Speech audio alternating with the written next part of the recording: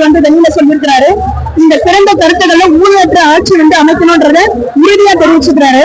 இப்போ அரசியல் கட்சி ஊழல் நிறைந்த கட்சியா இருக்கு. மக்களுக்கு அடிப்படை வசதிகள் செய்து கொடுக்காத கட்சி தான் ஆட்சி அமைக்குது.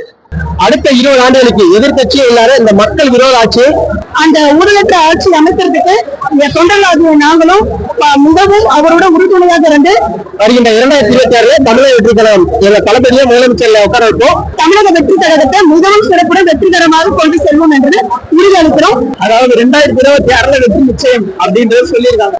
இந்த ஆட்சி மாற்றம் மாறி நம்ம மக்களுக்கு அடிப்படை வசதிகள், மக்களுக்கு படிப்பு வசதி எல்லாமே கிடைக்கணும்னாக்கா இந்த அரசியல் சீர்திருத்தத்தை தான் நம்ம பண்ணணும்.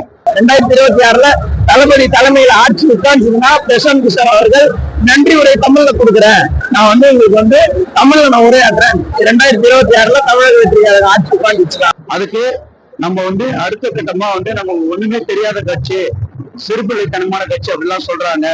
அடுத்து நம்ம பூத் கமிட்டி அமைச்சு அதுக்கு ஒரு மாநாடு நடத்தணும். அந்த மாநாடு நடத்தினோம்னா கண்டிப்பா நம்ம அந்த கட்சிகள் நம்மளை பத்தி யோசிப்பாங்க.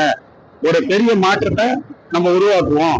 இந்த 10 வருட காலம் நம்ம தமிழக வெற்றி கழகம் தளபதி விஜய் மக்கள் இயக்கமா இப்ப தமிழக வெற்றி கழகமா மாறி இருக்கு. இந்த ஓராண்டு நம்ம ஆற்றுற பணிதான் மக்களுக்கு சேவை செய்யக்கூடிய நமக்கு வாய்ப்பை கொடுக்கும்.